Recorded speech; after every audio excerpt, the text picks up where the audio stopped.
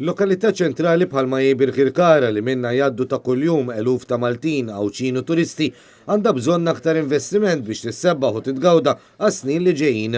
U danu dak li jrid jagħmel kunsil ġdid immexxi minn maġġoranza nazzjonalista wara l-elezzjoni lokali tal-25 ta' Mejju.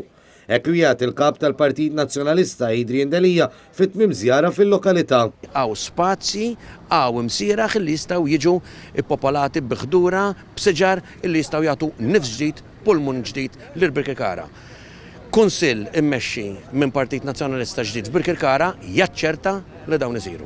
Akkumpanjat mill-kandidati għall-elezzjoni tal-Kunsill Lokali ta' Birkirkara mid-deputat Beppe Fenikadami mill-MPs u kandidati għall-Parlament Ewropew kif ukoll minn membri tal-Kumitat Sezzjonali tal-Partit Nazzjonalista, Adrian Delija qal li s-sidien tal-ħwienet iż-żgħar qed jingħaqdu mal-karba ta' residenti li l-parkeġġ qed jittiekel minn kull imkien.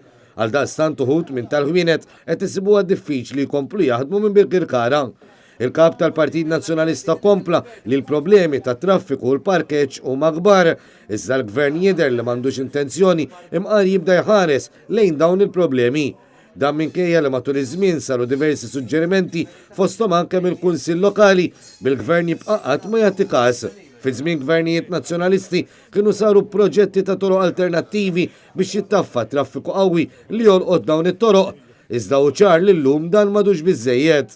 Is-sistemi operattivi ta' traffiku alternattivi kienu saru fi żmien gvernijiet nazzjonalisti illi jipprovdew rotot alternattivi, però il-management system ta' traffiku llum bil-pis li tiżid dan il-gvern xejn ma jagħmel dwaru. Min-naħa l-oħra fil-waqt li nnota kif il-bankini u żoni pedonali oħra mhumiex aċċessibbli għal min għandu xi diżabilità fiżika jew nuqqas ta' indipendenza, Adrian Delija wiegħed li kunsill ġdid immexxi minn maġġoranza nazzjonalista f'Birkirkara ikompli jara li jaħdem aktar mill-qrib ma' kull resident.